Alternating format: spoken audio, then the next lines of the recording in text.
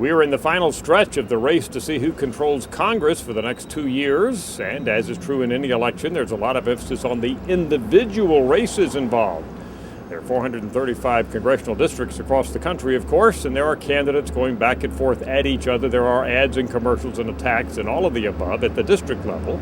But it's a good time to remember that there are a number of structural factors in place this year which will help dictate who controls Congress regardless of what might happen at the individual district level. Number one, this is a midterm election. That sounds simple, but history shows us that more often than not, the party of the president loses seats in a midterm election.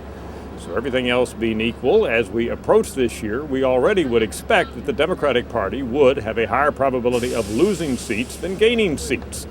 Second, satisfaction with the way things are going in the country. Our latest Gallup measure on this variable is 21%, and that is low. In fact, it is as low as we have seen in any midterm election since we've been measuring satisfaction. And we know that when satisfaction is low, voters tend to turn on the party of the president and the party in control, and that would be the Democrats. Third, congressional approval. That too is at 21% in October, and that is low. And again, when the voters are disapproving of the job that Congress is doing, there's a higher probability that they will turn against the party in control.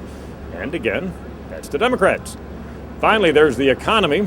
All of our economic confidence data show that economic ratings are poor this year, and Americans continue to say that the economy is getting worse, not better.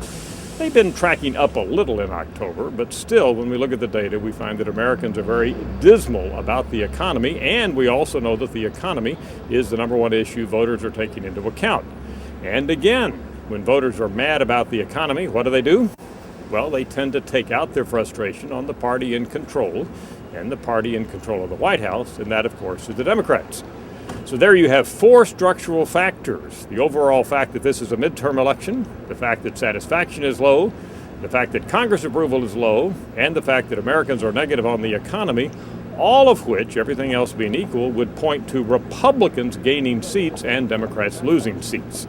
So the real question for this election has been and continues to be not will the Democrats lose seat, but exactly how many seats will the Democrats lose come Election Day, November 2nd.